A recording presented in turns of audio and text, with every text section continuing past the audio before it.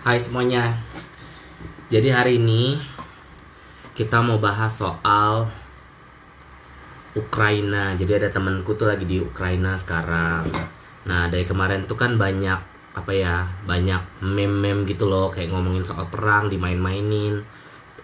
Aku rasa juga apa ya, agak nggak punya empati aja gitu ya, kayak ya orang lagi dalam keadaan susah gitu dan itu dijadiin bahan bercandaan. Dan kita mau tahu sebenarnya kejadiannya itu gimana, karena jujur sebenarnya beberapa kali ini aku sempat ngobrol sama si Patty ini sebelum ada kayak bom-boman gitu, karena kan kita udah dengar berita tuh, udah dengar bahwa eh aku tanya langsung tuh, Pat, di situ bener nggak sih ada perang gitu, dan dia di situ masih nyantai-nyantai aja waktu itu. Nah, tiba-tiba tuh kayak ada bom-bom sampai sekarang gitu, dari awal nyantai-nyantai aja, tiba-tiba sekarang tuh udah kayak parah banget. Dan ini berita kan juga makin banyak, makin santer di mana-mana, dan ada propaganda-propaganda juga gitu. Jadi kita akan tanya langsung dengan sumbernya. Temanku udah masuk belum nih ya, si Patria? Coba aku invite deh ya, Patria. Oke. Iya, temanku ini orang Indo. Hai Pat. Halo Andri, apa kabar? Kabar. Baik. Baik ya. Oke, ini sambil pada yang banyak yang udah masuk nih, Pat. Pengen tahu Hmm. sebenarnya kondisi. Kita langsung mulai aja lah ya, karena juga pasti bukan apa ya, gue mau bilang waktu lu nggak banyak, tapi maksud gue Jangan. apa ya, kayak ya di sela-sela lu masih sempat, kita pengen ngobrol-ngobrol aja, pengen nanya. Gue juga nggak ada skrip, nggak ada apa-apa, juga pengen tahu doang gitu. Tapi mungkin di sini banyak yang belum tahu juga. Hmm. Latar belakang kenapa lu ada di Ukraina. Dan Eh, tadinya kan lu di mhm. Korea kan ya. Nah, coba Ya, dijelasin deh. latar belakangnya karena gue kerja kebetulan di Kedutaan Besar Republik Indonesia di Kiev, Ukraina. Udah di sini dari tahun 2019 bulan April gitu. Nah, terus apa pekerjaan lu nih seperti apa gitu? Sedikit aja, nggak usah dijelasin lengkap. Mungkin kurang lebih ngapain sih di situ gitu. Pekerjaan tipikal sebuah embassy sih. Kita di situ ada ngurusin politik, ekonomi, budaya. Kebetulan kalau gua karena kebetulan latar belakangnya keuangan, jadi diperbantukan di fungsi keadministrasian, ke ngatur-ngatur, ada juga barang negara, kayak gitulah. Gampangnya begitulah. Oke, Mm-mm. jadi udah 2 tahunan ya di Ukraine ya, di Kiev. Hampir 3 bulan depan, 3 tahun. Hampir Mm-mm. oke, belum depan udah 3 tahun ya. Oke, Mm-mm. gimana perasaan lu saat ini? Perasaan gimana ya?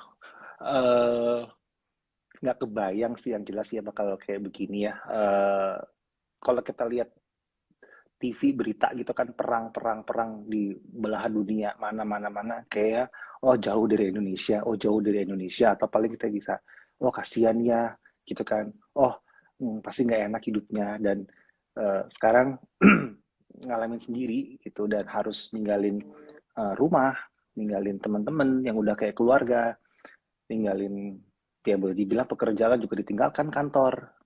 Itu rasanya sedih, marah, stres, ada takut, ada apa ya, eh apa kayak semacam eh cemas juga kayak gimana nih ke depannya kayak gitu. Oke, Mm-mm. jadi sekarang ini kan sudah sempat di kota lain ya, udah bukan di Kiev kan ya, di Lviv Iya, kan terakhir ya. ya sekarang lagi di Oke. kota Lviv ya. Nah, coba kita urutin dulu di awal-awal. Lu ingat kan waktu itu gue sempat nanya pas denger-denger berita, gue bilang, Mm-mm. Pat, itu katanya di situ lagi ada mau perang, bener nggak? Terus dia bilang enggak, nyantai-nyantai aja gitu, di sini aman-aman aja gitu. Lu bilang sendiri ya. Terus eh, tiba-tiba itu gue inget banget pagi-pagi gue buka Twitter itu ada kayak, oh ada bom di Ukraine, gue langsung kontak lu dan Mm-mm. lu bilang kayak, oh iya nih gue nggak bisa balas dulu gitu dan buru-buru gitu. Mm-mm. Nah jadi gimana sih kronologinya dari tiba-tiba aman-aman aja kok tiba-tiba ada bom-bom meledak gitu sebenarnya pas itu. Jadi kalau kita ikuti di berita emang sebetulnya kan kita udah tahu ya ada pengumpulan pasukan Rusia di perbatasan, titik-titik perbatasan banyak ya sekitar Ukraina gitu kan.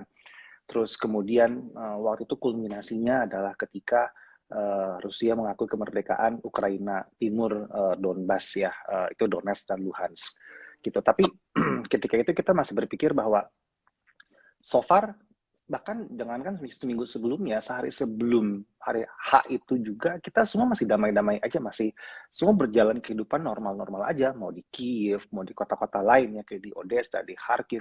Kebetulan kan gue juga ada maaf kenalan-kenalan teman di sana, semua fine-fine aja sampai pagi hari tanggal 24. Kebetulan gue waktu itu juga nggak bisa tidur nyenyak juga ya, kayak baru bisa tidur itu sekitar jam 1 jam 2 pagi, terus tiba-tiba jam 5 itu kebangun kayak ada suara kenceng kayak ledakan. Gue masih nggak tahu itu apaan, gue pikir mungkin tetangga jatuhin barang kali atau apa. Tapi yang bikin gue curiga adalah ketika semua orang kan tinggal di apartemen ya, kayak sekeliling tuh udah mulai rame kayak gitu. Dan ketika gue ngelihat keluar jendela itu lampu-lampu apartemen kayak gedung seberang pada nyala-nyala juga, langsung perasaan gak enak, buka-buka berita sini gitu ya, kayak telegram grup, oh iya confirm, udah mulai dibom. Dan nggak cuma di Kiev waktu itu, beberapa kota lain juga ada yang dibom gitu. My God. Jadi memang dari nggak ada apa-apa, tiba-tiba langsung aja ada bom meledak gitu. Tiba-tiba banget, kita bener-bener katakanlah itu dibikin shock banget ya. Kita nggak tahu bakalan secepat itu eskalasinya. Kita memang tahu ada tensi ya antara Rusia dengan Ukraina di at least 2 bulan terakhir sebelum hari H tersebut gitu. Tapi kita nggak menyangka kalau penumpukan pasukan itu udah udah benar-benar dari siaga nol mungkin ke siaga satu langsung gitu. Sorry, dari nggak siaga ke siaga satu gitu loh. Dari nggak ada apa-apa langsung ada apa-apa banget. Dan langsung tuh sirene apa namanya kayak siren gitu bunyi di seluruh kota Kiev waktu itu, dan langsunglah calling-callingan dengan teman-teman, dengan apa namanya kenalan-kenalan gitu, kita nanya gimana gimana gimana gimana, dan kita langsung harus siapin kayak semacam run bag gitu, packing seadanya lah, nggak kayak kita mau liburan, kita packing yang rapi apa enggak, karena kita nggak nyangka eskalasinya secepat itu. Jadi waktu itu panik, perasaan pertama, hari pertama itu adalah panik yang luar biasa waktu itu, gitu, Gila, gue sih merinding loh dengernya. Jadi gitu. sirena Hmm. itu adalah bunyi pertanda mau bom, ada bom atau sudah dibom dan berapa lama sekali gitu. Nah, Tiap kali bunyinya gitu. kalau hari pertama itu adalah pertanda sudah dibom ya. Kalau hari pertama gitu Oke. sudah dibom, bahwa oh ini sudah keadaan emergency pada waktu itu. Dan kontak-kontakan dengan teman-teman yang lain di Ukraina, WNI lain teman-temanku, mereka ada yang sempat ngasih lihat di Instagram story-nya gitu ya, kayak udah mulai ramai jalanan itu, masih jam setengah 6, jam 6 pagi gitu ya, udah mulai ramai, udah mulai macet jalanan, orang mungkin kayaknya sudah mulai mau itu ya, mau evakuasi gitu. Dan aku juga ngeliat ke bawah, kebetulan ke arah banyak parkiran mobil, itu orang-orang udah pada loading barang juga ke mobil mereka gitu. Oke, oh my God. Jadi, Mm-mm. nah si sirena ini jadi sampai sekarang itu masih tiap kali ada bom mereka akan bunyi terus gitu. Ya begitu. Itu kalau sirene itu, cuma kalau gini, kalau di kota Kiev itu sirene udah kayak kita dengerin musik di radio kali ya. Sering banget bunyi itu di Kiev, itu sering banget. Karena itu juga salah satu yang kota yang diincar boleh dibilang sama pasukan sebelah. Jadi dan intensitas penyerangannya juga lumayan banyak. Jadi sering banget bunyi, mau pagi, siang, malam. Tapi terutama malam hari, karena banyaknya penyerangan di kota Kiev itu banyaknya malam hari, gitu. Oke, jadi tengah malam lah ya, malam ke subuh-subuh kali lah ya. Tiap kali Iya, berita itu kan mereka, bacanya seperti itu. iya betul. Pokoknya kalau udah di atas jam 12, kita udah mulai, orang biasanya ngantuk, tidurnya nyaman, nyenyak, kita was-was. Gitu. Oke, gila, gila deg-degan parah ya. Oh my God. Nah, Itu gue kan sempat lihat tuh postingan orang-orang pada bilang, iya nih, Heeh, gua nggak ganti baju udah berapa hari selama heeh. perang gitu-gitu karena saking paniknya. Itu beneran kayak gitu keadaannya atau gimana gitu? Beneran, beneran. Ya aku packing baju juga seadanya banget ya. Ini kayak kalau lihat ada foto-foto di Instagram, bajunya itu lagi, itu lagi, itu lagi, itu lagi. Ada kesempatan gitu kan, ya udah nyuci aja di wastafel, jemur seadanya, nyucinya pakai sampo, nyucinya pakai sabun seadanya sabun batangan kayak gitu. Dan kalau aku boleh bilang sih, my position is a lot more apa ya, lebih fortunate dibandingkan kebanyakan pengungsi lainnya karena aku juga kenal teman-teman yang jadi volunteer, bahkan aku juga sempat ngeliat orang-orang yang ngungsi, mereka lebih sedih sih kondisinya, gitu. Gila. Heeh, Sejauh ini kalau WNI, gue pengen tahu nih, pasti teman-teman lu banyak juga kan WNI kan di Ukraine kan. Itu heeh. gimana kondisinya? Mereka udah pada keluar semua atau masih terjebak di beberapa kota atau gimana sekarang kondisinya? Alhamdulillah WNI yang memang mau dan perlu dievakuasi sudah kita evakuasi semua dari Ukraina kecuali ada memang sebagian yang memilih tinggal karena alasan keluarga ya. Karena ada yang sudah menikah dengan orang sini dan mau bersama keluarganya gitu ya. Tapi itu sedikit. Sebagian besar kita sudah alhamdulillah sudah evakuasi, sudah beberapa gelombang. Gue juga nggak ingat ada berapa, cuma beberapa sebagian besar maaf semua boleh dibilang hampir semua lah ya sudah dievakuasi gitu. Yang paling besar itu kan yang 80 orang kalau nggak salah ya yang waktu itu mendarat yang disambut sama Bu Menteri Luar Negeri Retno Marsudi gitu. Oke, oh my God. Heeh. Jadi, kalaupun yang tinggal di situ ya karena mereka memilih untuk tetap tinggal gitu ya, tapi sisanya sih Iya, udah dievakuasi ya. iya betul. Oke, kalau Iya. warga Ukraina sendiri, mereka Mhm. gimana? Apakah mereka juga evakuasi juga, ataukah mereka banyakan yang tetap tinggal atau gimana di situ? Kalau jumlah yang kalau dari berita itu sekitar 2 jutaan orang ya mereka sudah keluar dari Ukraina. Itu sebagian besar memang wanita dan anak-anak dan memang di Ukraina itu laki-laki yang usia 18 sampai 17 sampai 60 itu memang tidak boleh keluar negeri gitu. Ah, usia Jadi berapa? kita Usia berapa? kalau nggak salah 18 atau 17 sampai 60 tahun gitu untuk bela Sampai negara. 60 tahun. Iya, Wow. untuk bela negara. Gitu karena memang dari segi jumlah tentara Ukraina kalah ya dengan tentara Rusia. Gitu. Rusia punya tentara banyak dan cadangannya pun jauh lebih banyak gitu. Jadi Ukraina needs all the power that they have seperti itu. Dan bahkan gini, yang aku tahu bahkan tidak sedikit dari orang-orang laki-laki Ukraina yang sudah ada di luar negeri gitu ya, yang mereka pengen pulang ke Ukraina untuk ikutan ngebela negara. Ya aku paham banget itu. Jangankan mereka, aku aja ngerasa sense of belonging aku sama Ukraina lumayan tinggi karena ya di sini aku tinggal, aku punya teman, punya keluarga lagi di sini. Aku ngerti banget perasaan mereka kenapa mereka mau tetap stay di sini dan bela negara. Dan tidak sedikit yang seperti itu, gitu. Jadi saat ini yang berarti kalau misalnya yang boleh evakuasi keluar itu warga Ukraina hanya wanita sama anak-anak kali ya, Anak-anak, sama orang tua ya, banget gitu. ya Sisanya betul. cowok harus tinggal. Ya kecuali ada beberapa pengecualian yang mana memperbolehkan laki-laki usia tersebut ke luar negeri. Cuma pengecualiannya nanti aja disebutnya itu nggak terlalu penting detailnya. Penting ya, oke. Ya, mm-mm, Nah, itu kan tadinya lu di Kiev, tapi mm-mm, tiba-tiba sekarang ada di Lviv dan gue sempat lihat juga lu post lu sempat keluar dari Ukraine. Nah, pertanyaan gue mm-mm. kenapa udah keluar lu masuk lagi gitu?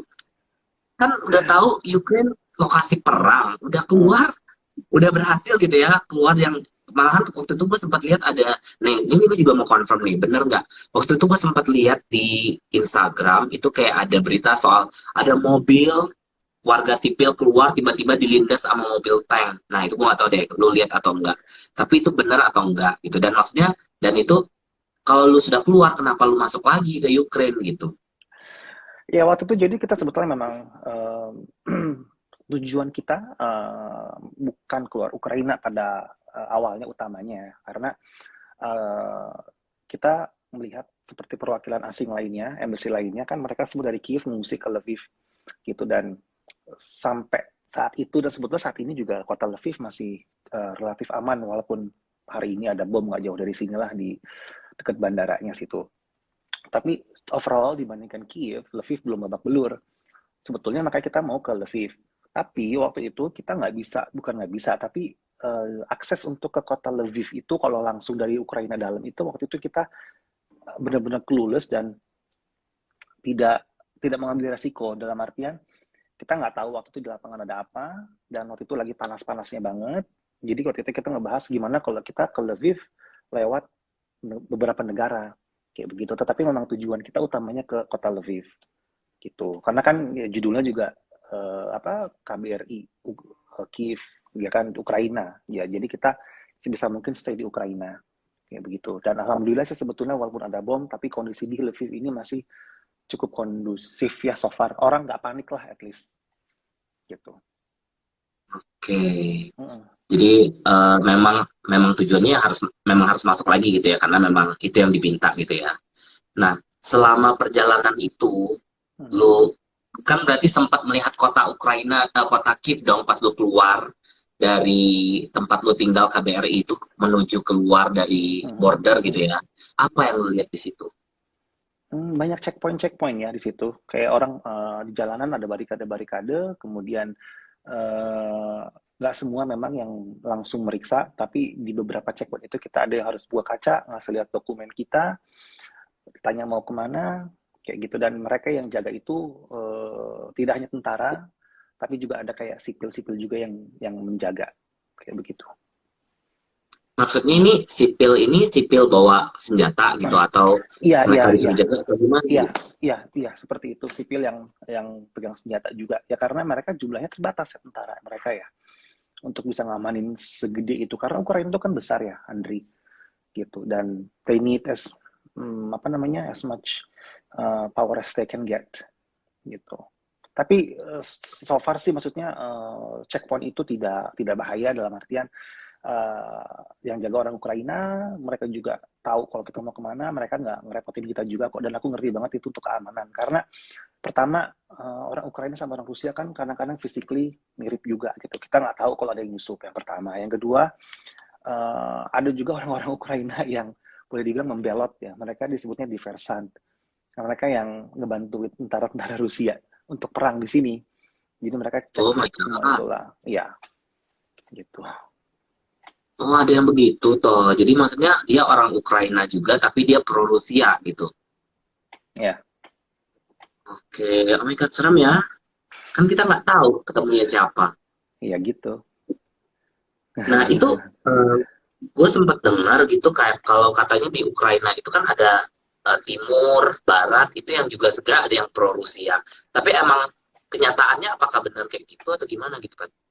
Jadi memang Ukraina itu kan kalau kita ngomong gampangnya walaupun in detail nggak semudah itu, tapi gampangnya adalah Ukraina itu ada yang dari tengah ke barat, ada yang dari tengah ke timur gitu. Nah, yang tengah ke timur itu plus bagian selatan itu mereka secara secara umum mereka berbahasa Rusia sehari-hari, dan mereka punya kecenderungan yang mungkin bukan pro Rusia, tapi lebih lunak sikap mereka terhadap Rusia.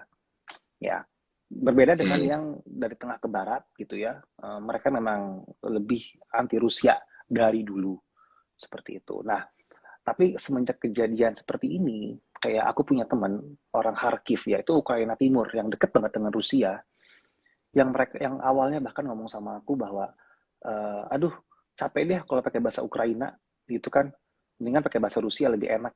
Dia sempat ngomong gitu sama gue, Henry. Tapi sekarang dia udah benci banget sama Rusia kayak gitu. Jadi ini boleh dibilang yang membuat rakyat Ukraina jadi sadar bahwa kita Ukrainians, we have to unite gitu kan, we have a common enemy, seperti itu gitu. Oke, oke, oke. Mm-mm. Jadi walaupun maksudnya ada lah ya sisi baiknya ya, kita membangkitkan apa ya Nasionalisme nasionalisme dari semua warga di situ lah ya, karena ya. eh, nah yang itu yang mobil dilindas sama truk beneran Oh, nggak tuh? Iya itu beneran. Itu Beneran, tapi beneran warga sipil. beneran. Udah tua orangnya, umurnya 50 something atau 60 something kalau nggak salah. Ya, Gila. mm, Oh my God. gitu. Karena gini, yang gue kan pernah bahas kan sama lo juga yang di TikTok. Mm, Gue bilang, ih kok ada orang di TikTok yang bahas kalau katanya, iya kalau berdasarkan dari sisinya Rusia, ya itu memang mereka sebenarnya nggak pengen menghabisi warga sipil, mereka cuma pengen menghabisi orang-orang yang katanya neonazi. Gue nggak ngerti juga tuh mm, maksudnya mm, neonazi itu yang mm, seperti apa mm, gitu. Terus mm, ada yang bilang, mm, ya ini cuma pemerintahan yang korup kok yang kita basmi, sisa-sisanya kita mm, nggak akan sentuh gitu. mm. Nah, benar juga nggak itu yang kejadian? Karena kalau misalkan cerita barusan yang mobil dilindas itu, ya berarti nggak benar dong. Itu. Kalau aku bilang, eh, itu sama saja kayak kita mau membasmi tikus tapi yang dibakar ladangnya, Oke. gitu loh. Kita pengen memburu tikus tapi ladang yang kita bakar. Korbannya banyak, Oke. ruginya banyak. Dan sekarang, gitu kan, bahkan itu tadi yang katakanlah neonazi adalah cap yang diberikan oleh Rusia untuk orang-orang nasionalis, ya. Akan tetapi mereka pun yang bukan ultranasionalis seperti itu pun jadi korban sekarang. Terus apa sekarang alibinya Rusia untuk tetap melakukan serangan ini? Kayak gitu. Karena yang menjadi korban itu bukan cuma militer, kata mereka, kata si Maria Zakharova. Dia bilang hanya apa infrastruktur militer lah, tidak menyerang sipil lah, bahkan banyak yang netizen Indonesia terutama gitu. Mereka bilang mereka apa mendukung Rusia, Rusia malah membantu gitu kan. Well, FYI ya, kalau Rusia membantu, nggak akan ada pengeboman dari awal. Dan mereka-mereka ini yang di Ukraina Timur, mereka tuh nggak benci sama Rusia. Kenapa dihancurin? Dan korban Oke. rakyat sipil banyak itu yang kena bukan cuma militer aja. Ada rumah sakit. Bahkan gue ada posting di Instagram juga. Itu ada perumahan juga. Gue kenal dengan orang-orang yang tinggal di sana, yang 100-200 meter dari rumah mereka, itu hancur kena rudal. Kayak begitu. Dan di situ tidak ada militer sama sekali. Oke, katakanlah ada tentara ngumpet. Terus harus membunuh rakyat sipil untuk memburu 3, 4, 5 tentara, harus 20 rakyat sipil yang mati. Gitu.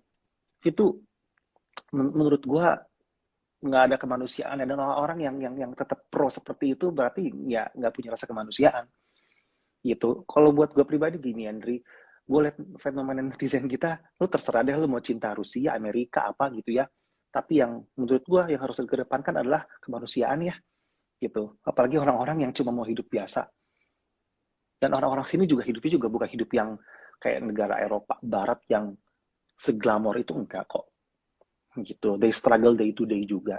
Why make them suffer even more?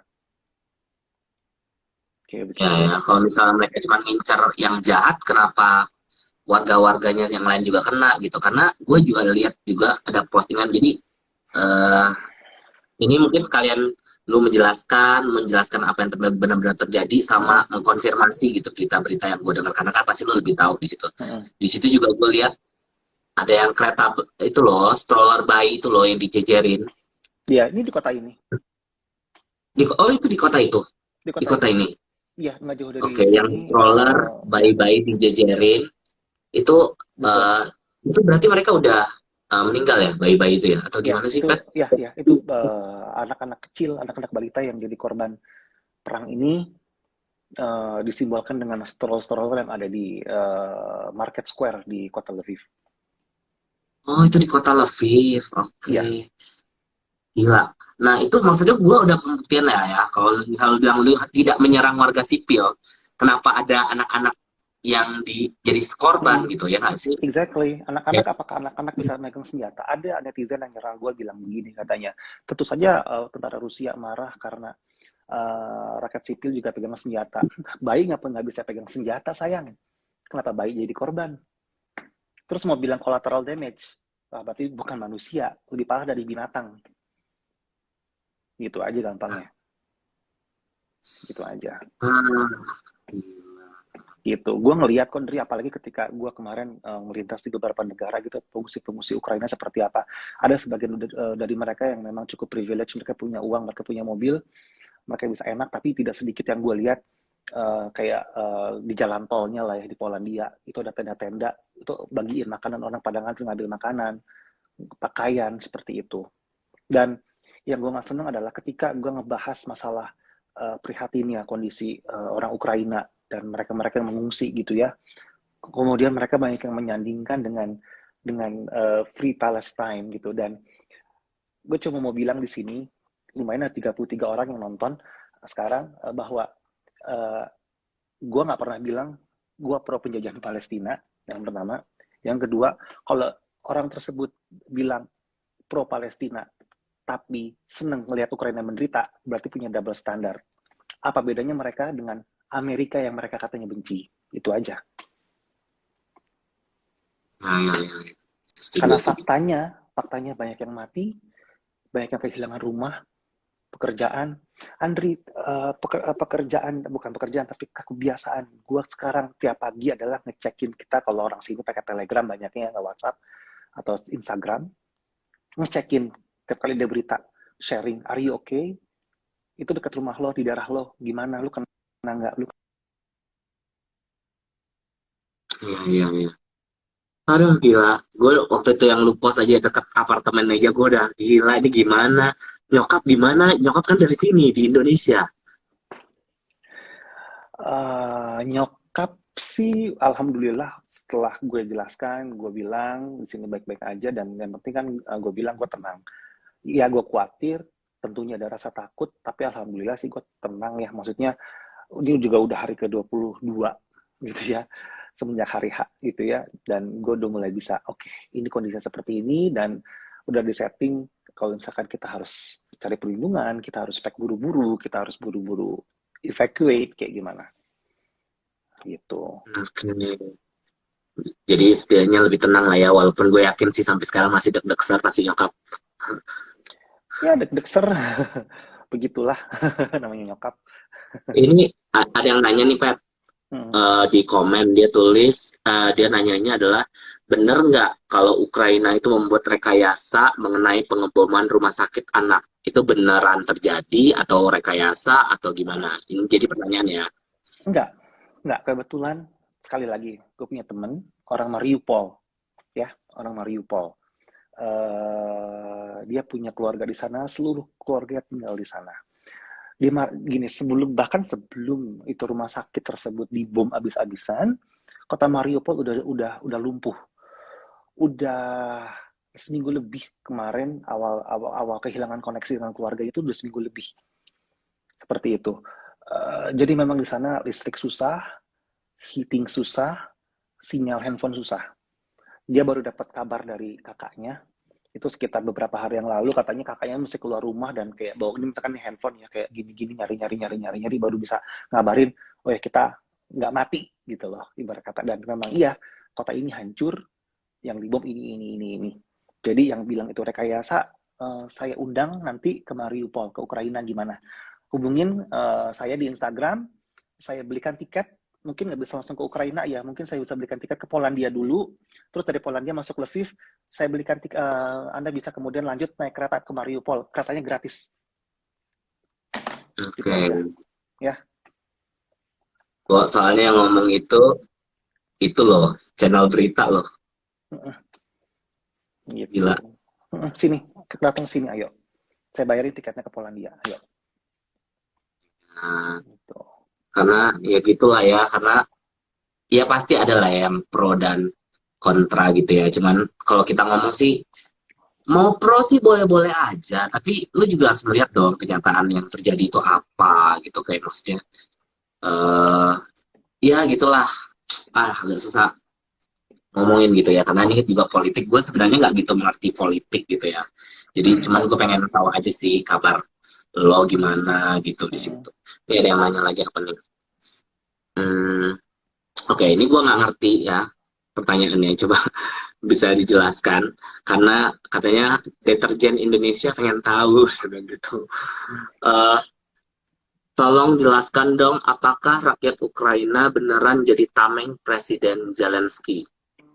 Tolong bantu jelaskan. Oke, apa itu? Coba jelasin. Gua nggak ngerti nih. Yang jagain Zelensky itu tentara, bukan rakyat Ukraina. Yang pertama. Yang kedua, kalau sekarang rakyat Ukraina mau melindungi presidennya, wajar nggak sih? Iya kan? Yang ketiga, ya tidak benar tentara Ukraina menjadikan sipil jadi tameng, itu nggak benar. WNI kita kemarin yang nggak bisa keluar dari kota Chernigov atau Chernihiv bahasa sininya, itu bukan karena dijadikan tameng sama tentara Ukraina. Ada tentara Ukraina, mereka baik-baik aja kok. Gitu. Mereka nggak bisa keluar karena banyak bom. Yang ngebom siapa? Gitu aja.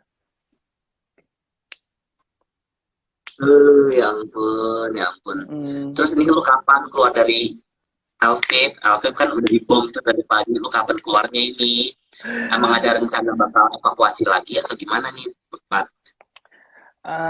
untuk sekarang gue baru bisa bilang masih didiskusikan, masih dibahas, masih di apa istilahnya ya, dianalisis bagaimana gitu. Nanti untuk keputusan atau tetap inside atau kita keluar itu masih menunggu keputusan dari pimpinan kayak gitu. Tapi ya walaupun di sini hari ini kita masih aman kok. Makanan, supply ada, air nggak masalah, internet nyala, listrik ada, kita bisa IG live kayak gini. Gitu. Oke. Jadi di sini saat ini masih aman-aman aja ya. Ini di hotel atau di apartemen atau gimana sih ini? Ini kita di hotel di kota Lviv, kita tinggal di sini sementara lah boleh dibilang. Karena di sini cari akomodasi susah banget ya. Boleh dibilang separuh Ukraina sekarang ada di kota Lviv. Ini kotanya nggak besar, mungkin kayak segede Bogor kali, tapi sekarang jadi rame banget, udah kayak ibu kota gitu, rame Oke, banget. jadi pada ngungsinya ke sana semua gitu ya. Iya, iya. Ini jangan-jangan ntar dikejar lagi kalau orang pada pindah ke sana. Aduh, gimana sih ini? Ya semoga enggak ya. Harapan kita. Sebetulnya sih pengeboman dekat kota Lviv itu udah terjadi 2 kali ya. Yang terakhir kali tadi pagi itu kayak tempat perbaikan pesawat ya, tempat bengkel pesawat itu dekat bandara, sama satu lagi itu katanya ada landasan militer gitu, sekitar 50 apa 60 km dari kota Lviv. Gitu. Cuma di kotanya sendiri sih masih aman. Dan orang-orang kuliah tadi masih aktivitas seperti biasa sih banyaknya ya. Nggak ada yang panik, walaupun kalau aku lihat itu banyak media di sini. Banyak banget orang-orang pada bawa kayak kamera ala-ala reporter TV, banyak gitu. Masih aman-aman ya. Ada berapa orang Indonesia yang lo tahu ada di Lviv sekarang? Ada di mana? Di kota lo, di Lviv sekarang. Ya kita 8 orang. 8 orang. Ini Indonesia semua nih. Ya, gitu. Oke, semoga ini ya, semoga aman ya sampai keluar ya ntar ya. Ya kalau harapan kita sih kita aman tanpa harus keluar sebetulnya. Ya nggak sih? Kalau keluar Ya. aman tanpa harus keluar artinya kan cepat selesai, cepat ada penyelesaian konflik, itu yang semua kita harapkan, karena ya kehidupan sudah kacau banget di sini. Gitu, udah menyedihkan lah gitu. Dan gini ya, aku bilang gini tanpa mengecilkan sekali lagi gitu ya, perang-perang yang ada di Irak, di Afghanistan, di Israel, Palestina, tanpa mengecilkan itu semua, tetap ini juga sebuah tragedi kemanusiaan yang patut menurut gue untuk kita perhatikan, yang patut kita jadikan sebuah pelajaran, dan mungkin kalau bisa bantu ya bantu gitu. Oke, bantu maksudnya bantu gimana nih? Bantu paling tidak berikan awareness sama sekelilingnya, orang-orang terdekat, bahwa benar terjadi ada perang ini, benar terjadi ada pengungsi, benar terjadi banyak korban. Sehingga tidak ada misinformasi di sini. Supaya orang tahu apa yang sebenarnya terjadi. Jangan sampai kok mereka yang tinggal di Indonesia lebih tahu daripada aku yang tinggal di Ukraina ya. Iya. Luar biasa. Ya biasa ya, namanya juga Tuhan, deterjen gitu ya. Iya gitu. Mereka kok lebih tahu ya. Udah gitu mereka sotoy, ngomong ura. Ngomong bahasa Rusia aja nggak bisa. Ura apa sih, Pat? Gue nggak ngerti ura-ura tuh apa sih? Ura itu artinya kayak hore gitu loh. Dan itu jargon yang itu bahasa Rusia, akan tetapi menjadi identik dengan parade atau gini selebrasi atau ekspresi kebahagiaan, terutama gaya militer di zaman Uni Soviet yang masih Oke. sampai sekarang dipakai di Rusia kalau mereka lagi ada parade hari kemenangan gitu. Oke, oh itu ura ya ampun, gue gak ngerti dari tadi orang pada ngomongin ura-ura maksudnya apa nih ura-ura gitu. Iya, Eh, mereka nggak ngerti esensinya apa sebetulnya. Iya, oke, bahkan itu mereka nggak sebenarnya tahu. sudah berhasil. Mm-mm, gitu. Inilah. Oh my God. Aduh. Apa ya di sini kita ya udah kita coba-coba hibur diri lah ya, coba ketawa-ketawa, coba apa namanya ngobrol-ngobrol sama teman kita ngebanyol sendiri gitu ya, biar nggak stres juga ya. Em, aku sih terutama mau mau apa ya mau share aja ketika aku masih di kota Kiev terutama gitu ya karena dari tanggal 24 sampai tanggal 28 kita di Kiev tuh jadi 24, 25, 26, 27, 28 5 hari 4 malam kita di Kiev dan di Kiev itu tuh kita setiap setiap malam gitu terutama setelah per tanggal 24 itu kita semua sedang mengungsi sebagian besar sudah mengungsi ke KBRI dan itu tiap malam tuh kita kayak was-was wanti apa namanya kayak menunggu nih ada apa nih gitu dan ada wah ada satu hari kalau nggak salah itu di tanggal 27 kalau nggak salah ya itu semua teman-teman WNI udah pada capek semua udah pada tidur kayaknya semua gitu kan dan aku belum tidur waktu itu udah jam 11-an malam aku dengar sirene waktu itu tapi aku nggak tega bangunin mereka juga karena untuk cari perlindungan ya ke bunker ke basement gitu karena mereka pasti capek juga mereka udah stres waktu itu kasian banget gitu dan aku diem aja dulu aku harap nothing would happen terus ketika nggak lama sirene bunyi aku bahkan aku rekam kok itu dari kejauhan kelihatan langit itu malam banget kan karena kita kebetulan memang diminta sama pemerintah untuk matikan lampu rumah dalam juga gitu ya itu kelihatan dari kejauhan langit yang tadinya hitam jadi merah nyala terang banget dan buah untungnya nggak ada yang panik dan untungnya alhamdulillah semua WNI aman cuma aku rekam sempet gitu itu bunyi bom kalau bunyi tembakan sih ya udahlah ya itu kayak udah pesawat ngeng itu udah sering banget kayak gitu. Gila, oh my God, gue gak bayangin sih kalau gue yang di situ gimana. Gila, oh my God. Kalau di Gitu. Elvis sendiri kondisinya nggak seperti itu. Maksudnya suara sirene, suara tembak-tembakan itu nggak ada sekarang Di di. kota Lviv sih cuma sirene aja. Jadi nah, kalau di hari pertama itu sirene menandakan bahwa ada penyerangan. Kalau sekarang ini sirene itu menandakan bahwa ini ada rudal masuk ke wilayah tersebut. Karena secara regional mereka ngasih sirene kan ya. Per wilayah lah ya. Per kecamatan mungkin gitu. Itu tandanya ada rudal mau masuk. Tapi belum tahu nih kena kemana gitu. Oh my God. Gila. Dan ketika sirene bunyi, orang dihimbau lah ya untuk cari perlindungan. Kalau bisa sih di bunker di basement kayak gitu. Cuma kota Lviv ini kan kota kecil, mereka tuh nggak punya stasiun metro bawah tanah ya. Jadi mereka kurang untuk proteksi sebetulnya dibandingkan kayak kota besar kayak Kiev, kayak Kharkiv sama Dnipro yang punya metro. Mereka tuh lumayan protected lah kalau mereka masuk ke bawah kalau ada bom gitu. Jadi karena memang pembangunan di untuk bawah tanahnya lebih bagus ya di kota Kiev ya sebelumnya. Ya, karena memang itu peruntukan kotanya seperti itu, dipersiapkan dulu zaman Uni Soviet itu dipersiapkan seperti itu, gitu. Sedangkan sebetulnya kan kalau kata Lviv ini kan dulu bukan bagian dari bukan bagian dari Ukraina ya, bahkan ini dulu kan bagian dari Austro-Hungarian. Makanya kalau nanti ya one day udah damai lagi gitu ya, ke sini coba main-main ke Kiev terus ke Lviv gitu ya. Itu kontras banget bedanya. Kalau di Kiev itu lebih gaya-gaya tipikal gitu Eropa Timur dengan arsitektur gaya gereja ortodoks tapi kalau di sini itu arsitekturnya mirip-mirip seperti di Polandia seperti mirip-mirip gaya-gaya Hungaria Austria seperti itu dan gereja-gereja sini pun banyaknya gereja-gerejanya gaya-gaya goth terus kemudian seperti gereja katedral Jakarta dan di sini pun mereka beragama banyak orang beragama Katolik Roma bukan Ortodoks memang secara kultural sejarah mereka berbeda gitu jadi memang karena tidak apa ya, dulu bukan bagian Ukraina juga, dan bagian Soviet juga mereka belakangan masuknya. Jadi ya tidak seperti Kiev dibangunnya gitu. Emang Gitu. beda ya. Padahal gue baru rencana ya mau ke sana ya, Pet ya. Belum sempet deh. Ya, Ya udahlah. Gue juga tadi mau ngajak nyokap gitu, habis Lebaran main ke Ukraina lah, kan pas tuh udah spring, nggak terlalu dingin. Gitu gue mau ngajak ya, tuh, ya. udah banyak terang matahari, udah hangat gitu. Kayak gini, ya udahlah. Nah, untuk ini pertanyaan juga tuh dari yang online. Mm-mm. Makanan minuman itu sekarang masih bisa dibeli di supermarket kah? Atau dijatahin untuk tiap building kah? Atau kalau di hotel seperti apakah? Gimana kondisinya sekarang untuk makanan ya?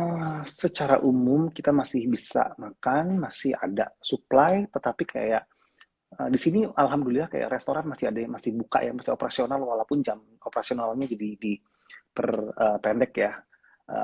Kayak kemarin makan di restoran pizza gitu, ada beberapa menu yang tidak available karena mereka bilang sudah tidak dapat kiriman lagi untuk supply makanan. Karena ya terganggu tentunya ya jalur logistik ya gitu. Mm-mm. Oke, berarti masih aman lah ya. Supermarket masih buka lah ya. Supermarket buka tapi tidak tidak banyak yang kosong, rak-raknya banyak yang kosong. Kayak tisu habis, bahkan kayak snack-snack Snickers juga habis. Banyak yang seperti itu. Gitu. Ya kalau di Indonesia sekarang minyak goreng yang lagi habis. Ya itu tanya sama Pak Presiden aja deh kenapa. Saya nggak paham. Saya kurang paham, nggak mau bahas politik-politik begituan ya. Iya, Kita bahas gitu. yang kita ngerti-ngerti aja. Ya, jadi, satu lagi deh sebelum tutup deh. Ini kan sekarang masih masa COVID. Gue Oke, pengen tanya di situ COVID. COVID apakah masih menjadi masalah ataukah orang udah lupa kali sama COVID? Karena saking masalah perang ini udah gila banget kali ya di situ ya. Sebelum perang ini terjadi, COVID lagi lumayan tinggi di Ukraina. Datanya tinggi karena memang jujur aja sih orang sini nggak kayak orang Indonesia yang memang dan lebih ketat juga dari segi pemakaian masker gitu ya, dan social distancing lebih ketat di Indonesia yang aku lihat, yang aku tahu gitu. Di sini memang agak longgar, makanya kasusnya lumayan tinggi sebenarnya COVID. Cuma sekarang agak susah ya kalau misalnya kita pengen apa lagi situasi emergency seperti ini, kita mesti ngungsi, mesti berlindung, kemudian tunggu dulu, PCR dulu, susah kan Hmm, gitu. Dan belum gini, boro-boro orang mau PCR gitu kan, mereka apa namanya belum tahu juga nanti mau tidur di mana, mau kayak gimana, aduh kacau banget deh gitu. Jadi bukan COVID tidak ada, tentunya ada, tetapi ya ada yang lebih udah emergensi bukan dibandingkan prioritas lah COVID. ya. Yang Iya prioritas betul, itu. iya betul gitu. Ya, itu deh. Ini yang lain ada yang mau nanya-nanya lah nggak nih? Kalau ada yang nanya-nanya, mungkin satu pertanyaan lagi deh habis itu kita udah. Nah, Peti juga eh, pasti banyak aktivitas juga yang harus diselesaikan. Ini hari ini jadi mau ngapain aja nih Pak?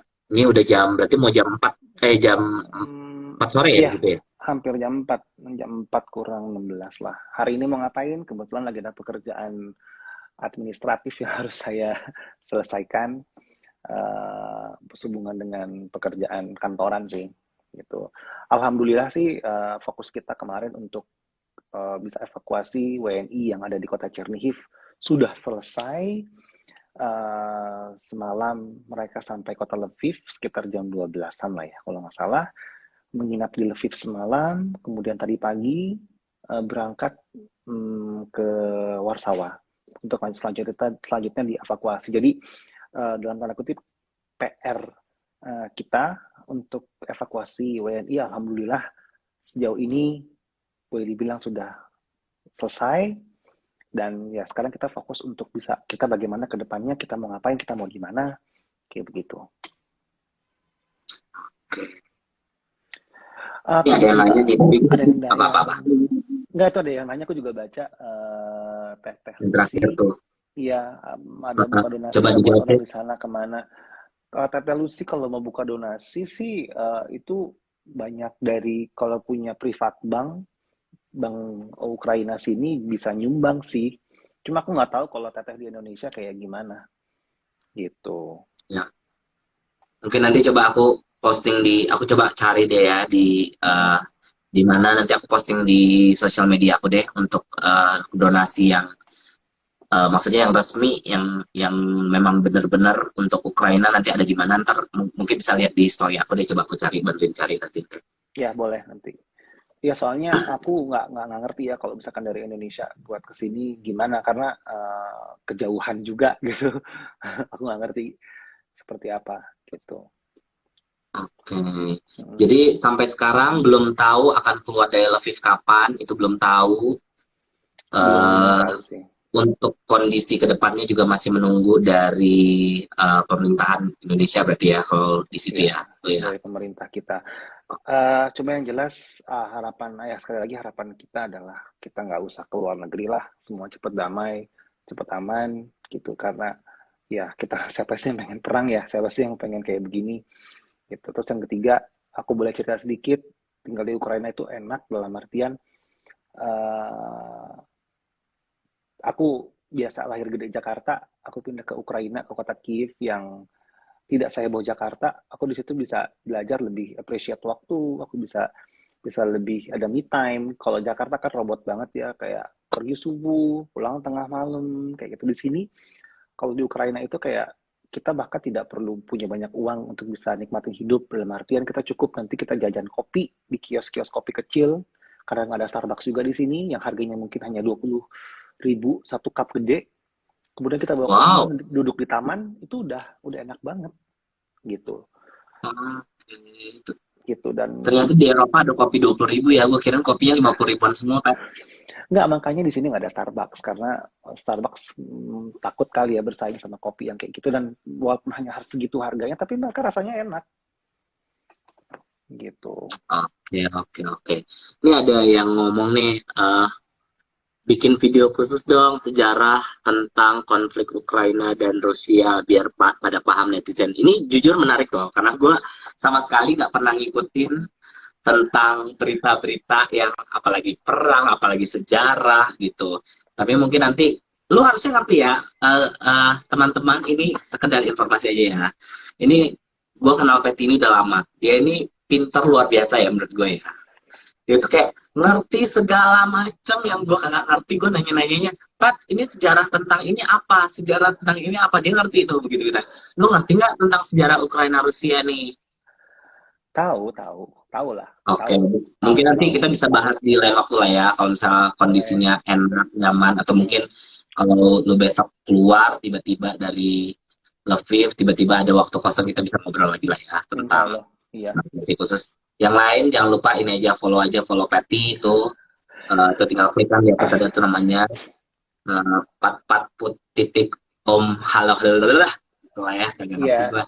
Follow follow gua juga follow gue Andri. untuk tahu kondisi sebenarnya di Ukraina. Jangan ngandelin media-media yang nggak jelas, apalagi TikTok kan sama YouTuber-YouTuber yang bahkan nggak ngerti bahasa Rusia, apalagi bahasa Ukraina, nggak pernah ke Ukraina dan nggak ada di Ukraina sekarang. Gitu. Ya, ya, ya. Ya Ya, benar tuh katanya soalnya banyak yang nggak tahu sejarahnya, makanya mereka jadinya ya begitu ngomongnya kagak benar. Ya juga sih kalau kita nggak tahu akar masalahnya kan gimana bisa menjelaskan gitu ya. ya. Dan ya thank you Pat untuk waktunya hari ini. Sama-sama. Semoga semoga teman-teman WNI semuanya di situ aman, nggak cuma WNI tapi seluruh warga di situ bisa aman. Amin. Ya, amin. Semoga cepat beres konflik di sana biar bisa balik lagi kerja normal, segalanya Amin. normal. Amin. Eh, kalau ada nggak tahu dari lu sendiri, kalau nggak ada kita akan tutup. Tapi dari lu ada nggak kata-kata penutup untuk netizen Indonesia ini? Tadi lu udah banyak menjelaskan sih, mungkin bisa lu rangkum lebih singkat lagi Iya, atau udah cukup atau gimana? Coba. boleh sedikit aja. Ya, kalau boleh dirangkum dari semuanya, eh, perangnya benar, rakyat sipil jadi korban. Mohon klarifikasi sumber berita dan kebenarannya sebelum Anda berbicara. Oke, Udah yes, itu yes, aja. yes, cukup mantap, padat dan jelas dan menohok ya. Hah, Ya udah, thank you Pat untuk waktunya hari ini. Thank you Sama-sama semua yang udah nih, thank nonton. you. Ini tadi lumayan stabil nih 30 orang ya. Nggak perlu banyak-banyak, yang penting dari 30 orang ini mungkin bisa membantu share, karena kalau mereka dapat informasi yang benar, mereka bisa jelasin ke orang-orang lain yang mungkin nggak ngerti Mm. gitu ya. Thank you banget guys yang udah nonton. Kalau pengen tahu sejarah Rusia Ukraina, mungkin nanti kita bisa bahas lagi dengan Patty, karena gue yakin dia ngerti banget begitu-begituan nih. Gue sih moderator aja dah kalau kayak gitu-gituan. Ya, tadi juga siapa tuh yang dibilang tuh, iya pinter banget tuh, siapa tuh, Diana Cheris. Iya, teman kantor dulu.